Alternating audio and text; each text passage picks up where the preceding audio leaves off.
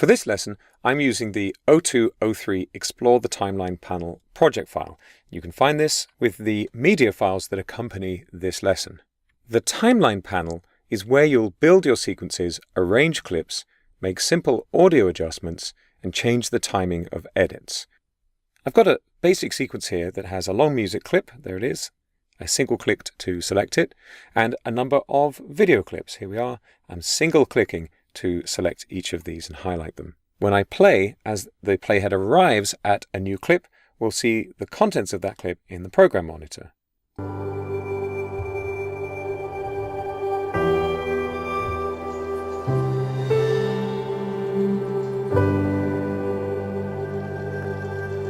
So constructing a sequence is largely placing clips one after another from left to right inside the timeline panel. You'll notice that we've got video tracks and audio tracks, and there's a line dividing them that you can click on and drag to change which part of the sequence you're looking at.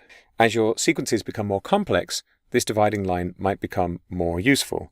Note that I'm clicking here to the left of the line dividing the track headers from the tracks themselves, not in between the tracks in the main part of the timeline panel.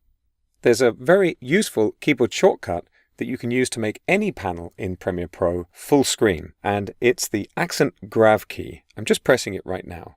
Whichever panel your mouse cursor is over will go full screen, and you can press the button again to go back to the regular size. Now my cursor's over the project panel, full screen, and back again. The location of that key does vary, so you may have to search for it on your keyboard.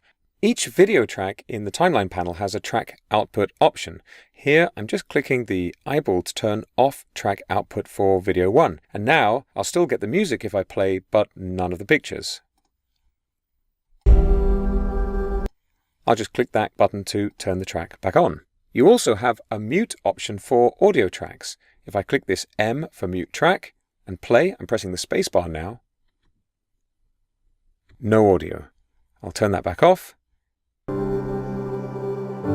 and the music returns. You'll notice that you can click and drag to move clips around on the timeline. In fact, it's a single operation. You don't need to click and release and then click and drag. I can just drag in a single step. And you'll notice if I drag over to the left, this clip segment, as it's called, snaps into position. You feel it more than you see it, but you can just about see that clip jumps into position at the end of the previous clip. It lines up perfectly. This feature is called snapping, and you can turn it off and on at the top left of the timeline panel by clicking this button here, Snap. I can also select a number of clips by lassoing. I'm going to click and drag here to make a marquee selection. And now that I've got 4 clips selected, I can move them all together. Selection is important in Premiere Pro. And of course, you can tell which clips are selected because they're highlighted. Notice also that we have the option to resize these track headers quite a lot. Again, I'm clicking to the left of the line here where all of the controls are. I can make these waveforms really quite tall. And you'll notice that some of the controls in the track header are just not visible until you make the track header taller. If you have a mouse wheel, you can use that to change the height as well.